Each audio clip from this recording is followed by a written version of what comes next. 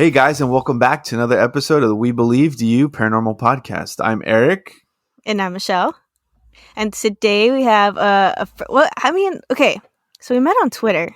Yeah, we met. I followed your artwork for a second before I had that commission made, and then I fell in love with your artwork, so I stayed. I stayed for the artwork. Yeah, thank you. I appreciate that so much. Yeah, it was that's actually the artwork that I made for you. Like just like the scenery that was at the bottom. Like I made a print out of just like that part too, and like people love it too. So it's like, it's awesome. Yeah. I have it somewhere because the person I actually commissioned it for, like we're no longer together, but we're still best friends.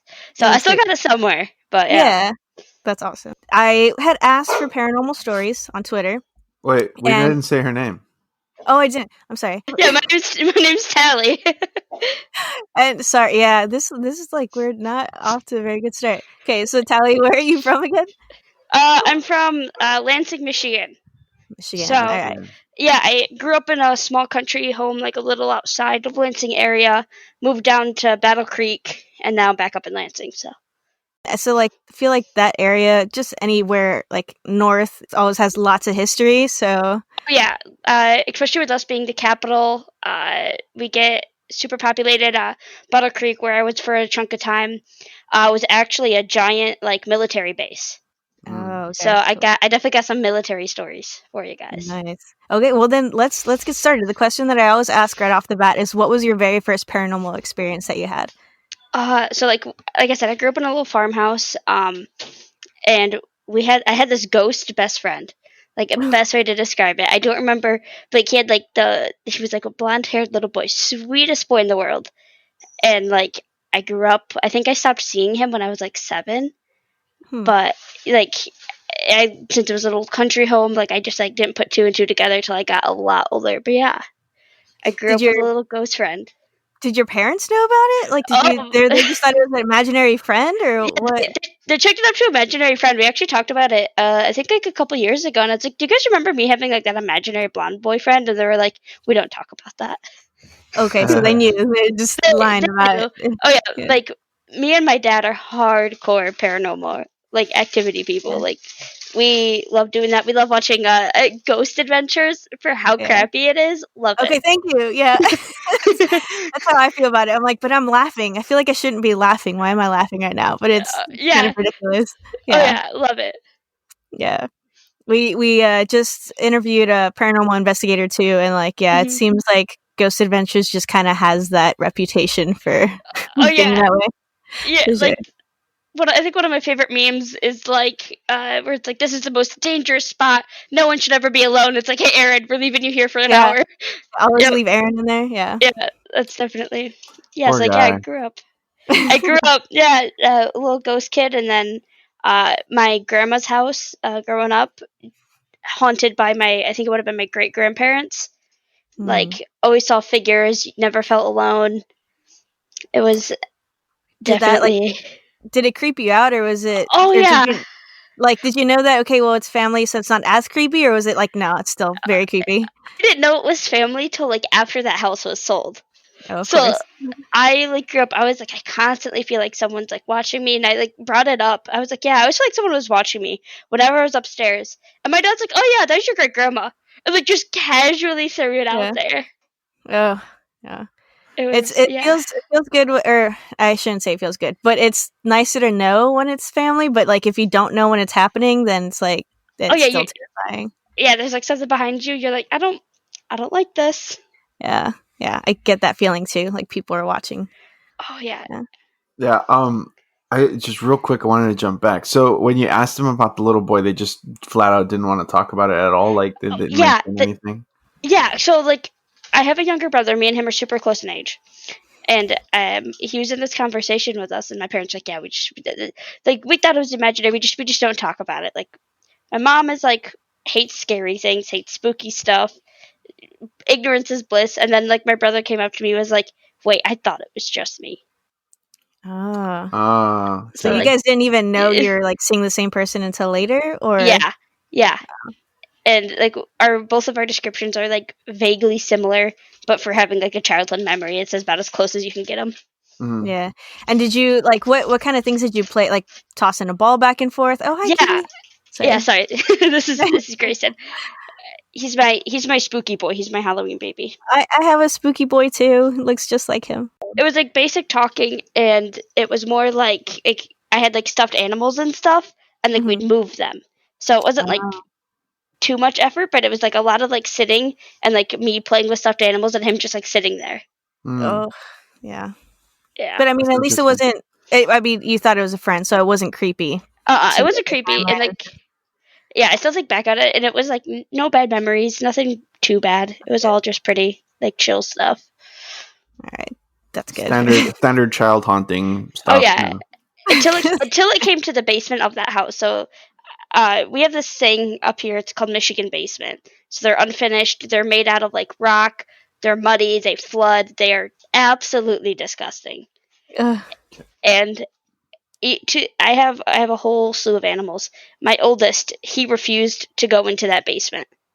You would just look at that door and you would feel like something dark. Wow. That is my childhood experience with basements. I hate basements now. Glad we don't have basements in Texas. Yeah.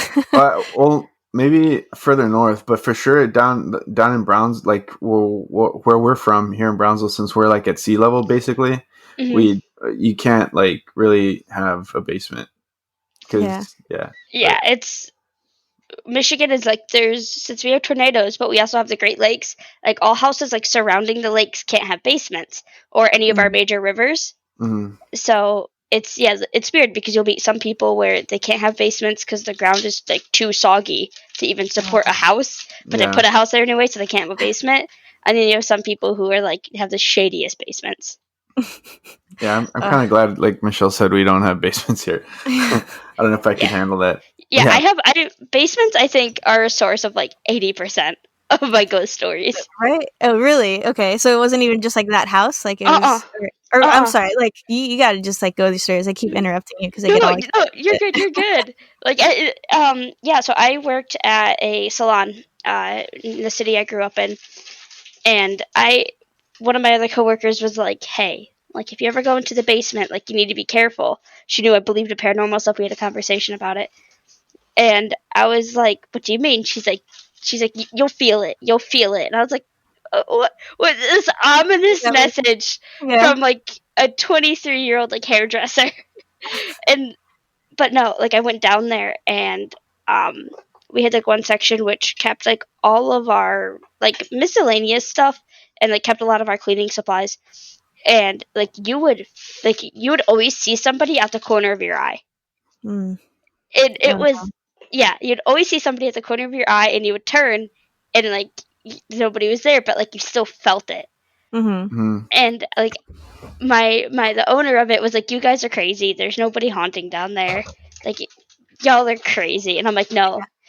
And my coworker one time, like she had the closing shift, and I was like, "All right." I was like, "Well, I gotta go home. Like I was still in high school. I had schoolwork to do."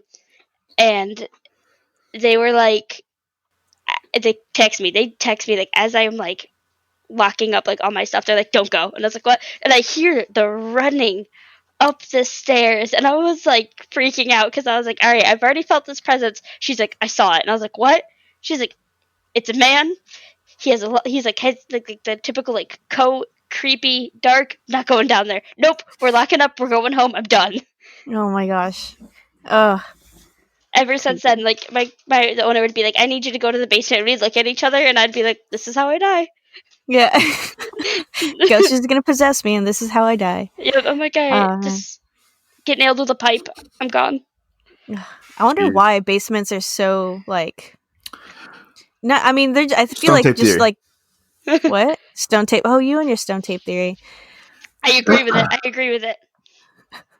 I don't know. It's like I think they just like dark places and they just like hang out there. And I feel like it's like basements aren't like heavily like active with people either. Oh, and that's true. Yeah. And it's like all this like residual ground energy and like a lot of so where I grew up, we have two main rivers that run through Michigan, and that kind of like is why Lansing's our capital. And like the cities I grew up on were on one of those main rivers. So there's like a lot of like history in these cities and a lot of like pioneering and like doing all this stuff. So it's a lot of stuff like that that definitely runs through Michigan, and like once you get into like the bigger river cities and stuff like that. And in your basements, do you all have like a lot of, not that they're like exposed wires, but like a lot of electrical stuff down there, like as far as like, like circuit breakers or whatever down there? Older basements, no. Newer basements, yes. So like, So yeah, older basements, because of like the easy, like how well they would flood, and like how like they're literally made out of like they dig mud in them and like would put bricks in. Like see, I have, so stone well, tape theory. yeah. So it's very much like the basements, like older basements, like they're disgusting, and like yeah, you don't put much down there. Yeah, and then the reason I'm asking is because then I feel like if you have like a lot of electrical stuff down there, like Oh yeah, the that's the current source and of the energy. energy. Yeah, that's the source of energy for them to kind of like, So maybe that's another reason. So Oh yeah, for some of the newer basements, I could definitely see that. Like, because unfinished basements are really popular, like up here, a where lot it's of like, exposed wires and stuff like yeah, a that. lot of exposed wires, like not much walls, very open floor planning, anything like that. Yeah. So just creepy all around. Oh yeah, basements are to not be messed with. So what other experiences have you had? All right, so so I moved down to like all through like my childhood. Like I always felt like I was more in tune. I will say that. Like I believed in them, and so they knew that. But I moved to a city called Battle Creek. It's a little bit lower in Michigan. It's the cereal capital of the world.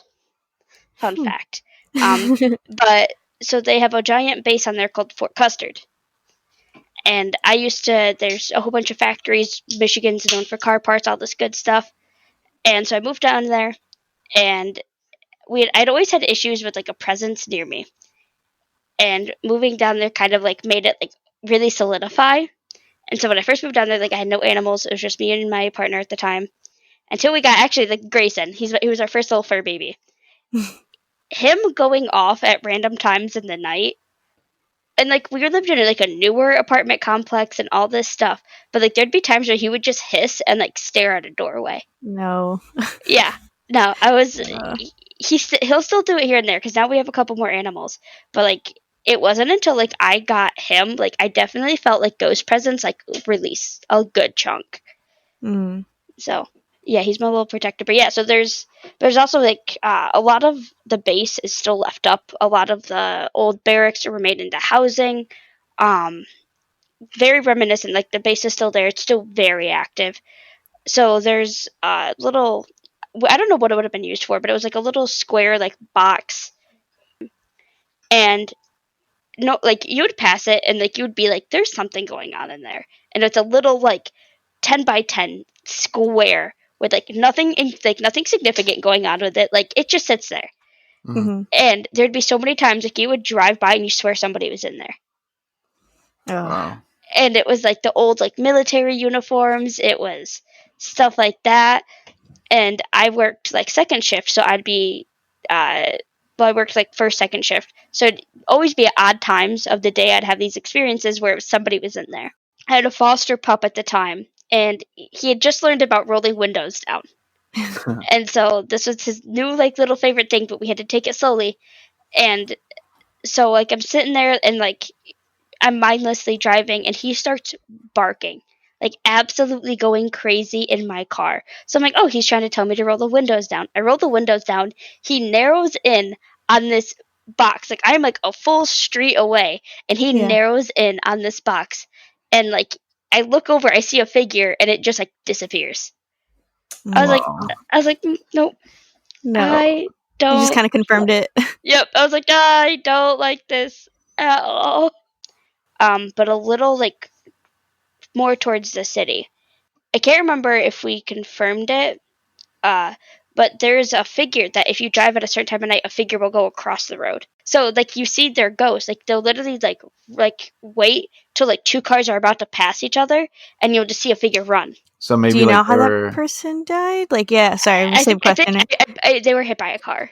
They had done it at like 3 a.m. in between shift changes, so it's when people are super tired, or like because they're just getting out of work or just going home, and yeah, they like ran right across it, and it's like a super busy way for factory work. Yeah. So, wow, that's crazy. That sounds like stone tape theory kind of situation. if you like ask like that, I remember there is like a Lansing like haunted city tour you can do, and it's so much of just like these old buildings and like where these roads used to be. It's crazy. What is the factory that's in Michigan? Like the car factory that like I feel like started there. Ford. We have Ford. We have Chevrolet. We had the Oldsmobiles. We had like almost any American car like I don't know why started I thought in it was just Detroit. one. No. Okay. So yeah, the Oldsmobiles is a giant thing in Lansing, and we have a Chevrolet factory. We have a Ford factory. We have a GM factory. And then we have like still some of that still left in Detroit. Like yeah, Lansing like really took it on. I was gonna ask if you know of any like Michigan cryptids or like legends that like only Michigan Oh, okay. Michiganders know? Michiganders. Yeah, Michiganders. Michiganders. Okay. Okay, I have to remember. I think it's called. So with the insane asylum vibe, it's not exactly that insane asylum, but yeah, I grew up. My grandma had like these like Michigan legend books. Oh, sweet. So I do know a couple, but like one of them is I think they call them like cone heads or something like that. I think I actually know this. It was okay. I'll let you tell a story. But yes, I think I know what you're talking about. Yeah. Like Dan Aykroyd, aliens, or no? So it was like they were like children that were like tested on. Yes. And, okay, I do know this. Yeah, deformed children and stuff like that. And it was said that once it got closed down, they didn't know what to do with them, so they just released them. Yeah. And pretty much all up the coast of Lake Michigan is like nature reserve, like wildlife, like parks and trees and dense forest until you get to the sand parts of the coast. So I think this is more of like a Petoskey, Traverse City one, if I remember correctly. But yeah, and so it said that like if people who are camping in the wilderness will see like conehead people like running around. I've heard of that. I've heard that in a podcast. Yeah, that it was, but for whatever reason, I'm like remembering that it was like a husband and a wife, and like the husband was, like a doctor and like experimented on them or something. And but what you said about like, they didn't know what to do with them, so they just kind of like released them into the wild, and like that's how they ended up there. I don't know why I'm remembering like a husband-wife team for some reason, but I distinctly remember hearing that story. I didn't realize it was in Michigan. That's hilarious. I mean, were they born that way, or did they make them that way? It sounds like it was like a little bit of both. Like it was people who were like who weren't developed properly. That's right. I don't want to sound inoffensive because I would want to, but yeah, it's just like people who like just birth defects with birth defects seemed abnormal, or like anybody who was just like a certain way, like they would experiment on them to see why, and it would do stuff like that. Yeah, I distinctly remember that story. It's pretty creepy. I mean, I know babies nowadays can have like misshapen heads, but it's just temporary because when they're coming through the birth canal, sometimes they use those things to try and help get them out. So they'll have that cone, like, but it's not like an exaggerated cone shape or anything. It's just a little bit of an oval, like egg shape, and then it kind of goes back to normal because the plates in their head are very flexible. For the same reason that they need to come out the birth canal, so. Yeah, it was more just like, like experimented on them and stuff like that. And like a lot of like whatever other stuff, like another good stories we have like is like we have like a lot of like cherry farms. And it's always about like you'll hear like if you drive up the coast at night near these cherry farms or apple orchards, you'll hear like children giggling. Oh no. I was gonna say, I think, and I had to look it up because I was like, I know there's something else in Michigan that I had heard of, but the dog man. Oh, yeah. He's like our like go-to urban legend. Like that was what it was for us growing up. Was like Mothman, Chupacabra. We're like, we got dog man. It was supposed to be like, it was an April Fool's joke. That's how I remember this. It was an April Fool's joke played on a radio station, and it took a mind of its own.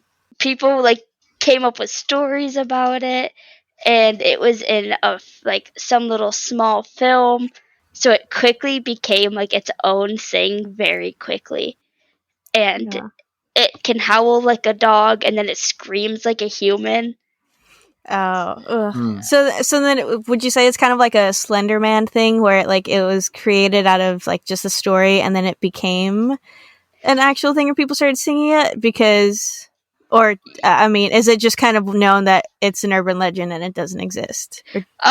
Some people hardcore believe like that it exists and that Dogman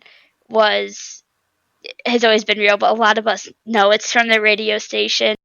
I just wanted to show you guys because I was also wanted to find that story of like why am I thinking of like a husband and wife thing with the melon heads? But I just typed sorry, so that was the thing is like it was they were called melon heads, and I like looked up a picture and wait, hold on, where's my camera? I don't know if you can see it, Eric. Wait, I can't do it. Hold on, there. Oh yeah, that's what it is. I have to save that and put that on the profile when your episode airs. Yeah. Super creepy. Oh, we also have one. It's called the Hell Bridge. Real quick. No, I don't think I can talk about that. What? Well, you probably have to cut this part out. It's because there's a patient, I think, that I had one time that his head, it's elephantitis? No. I forgot what it's called, but anyway, his head was almost shaped like that. It was pretty large. So I wonder if that would again. That's why I was going back to that. I wonder if it was like congenital birth defects. That was it. They were trying to figure out what was going on. Was it something they caused, or why or what? Because it's pretty crazy. Oh no, yeah, we have this one. It's called Hell Bridge. It's about to get real dark. Uh-oh. But it's a little above a city called Grand Rapids, so it's right kind of closer to Lake Michigan. But it was a preacher, like pretty much like took up a group of kids and hung them in the woods before murdering them and throwing them into the creek, but like under this bridge. Ugh. Yeah, and so and it's called what again? I'm sorry. The Hell Bridge. The Hell Bridge, yeah, makes sense.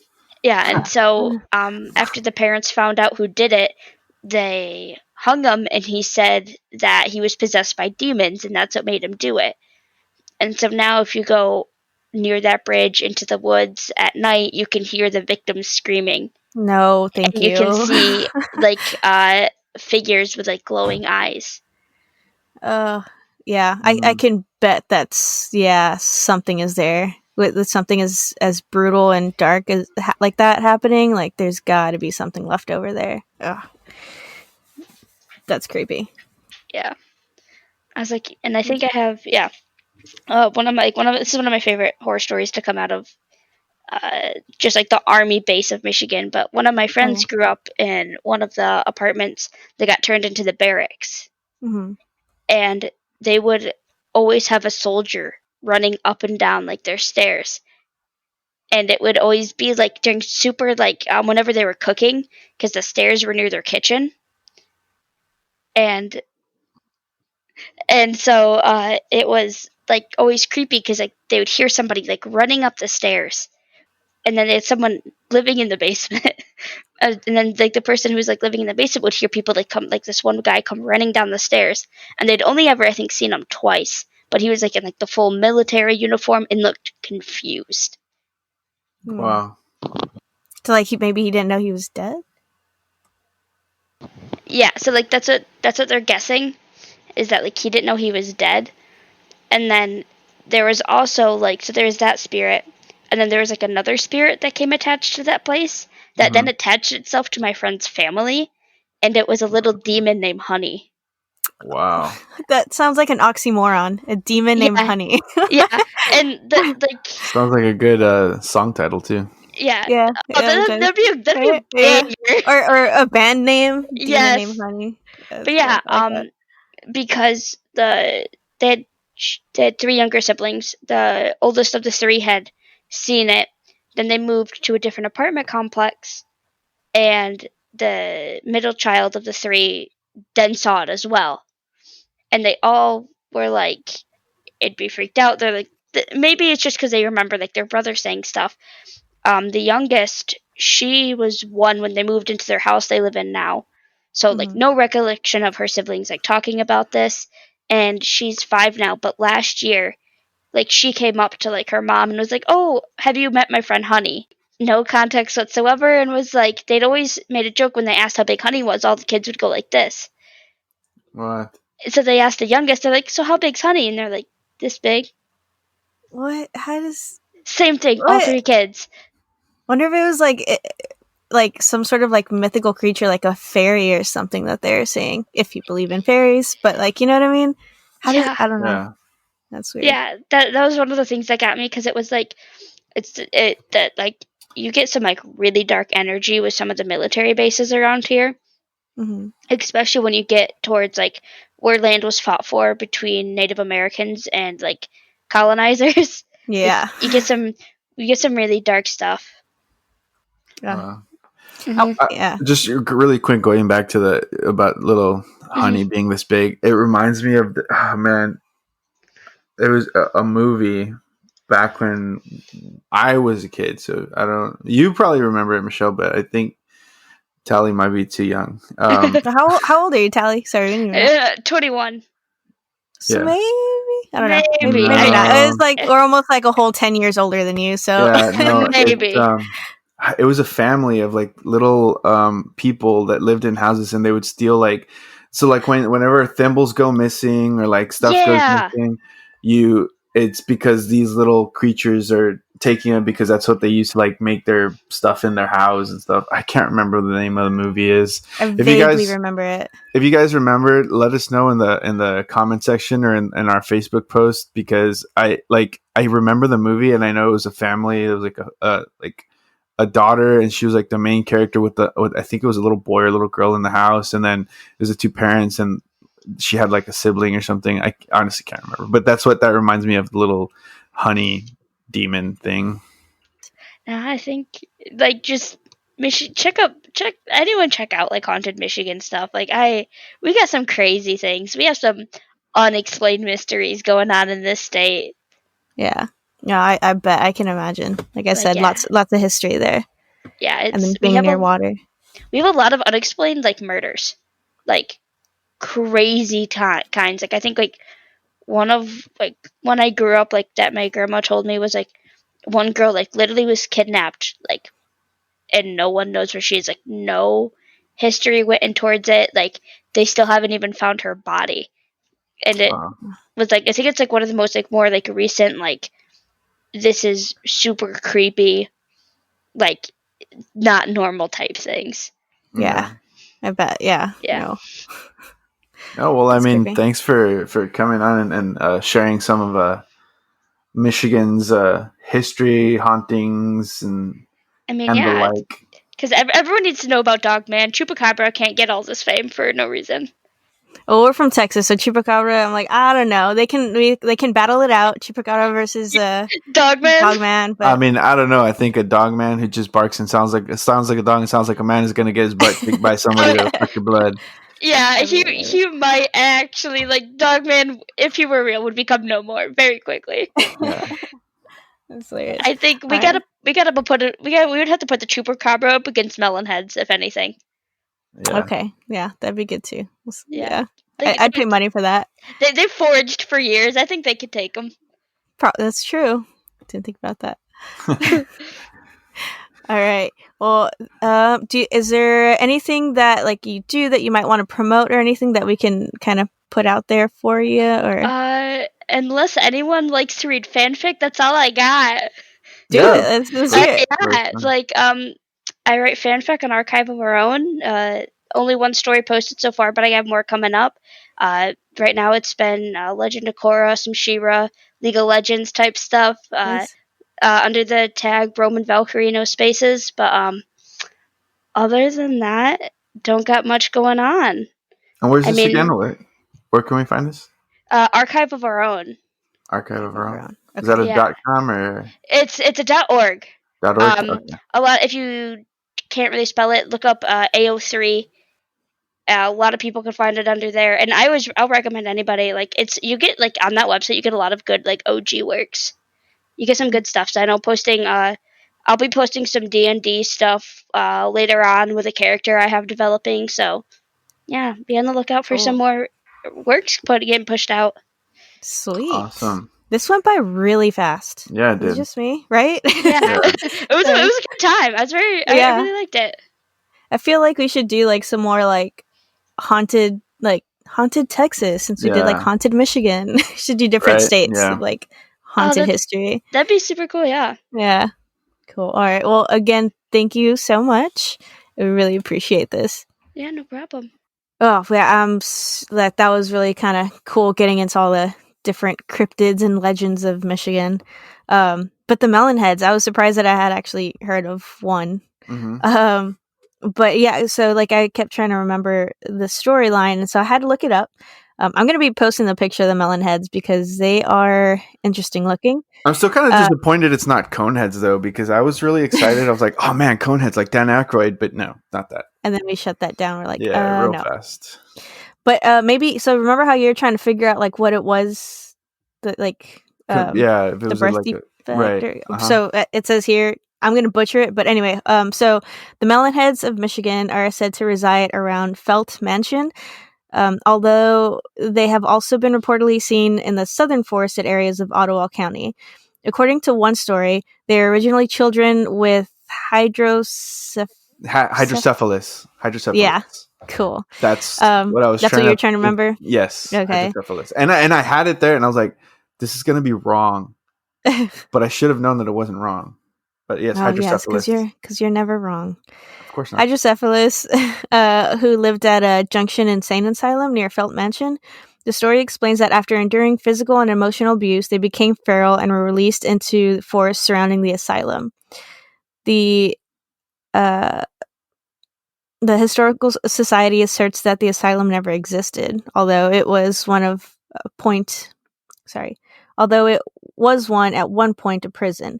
However, the story has been part of local folklore for several decades.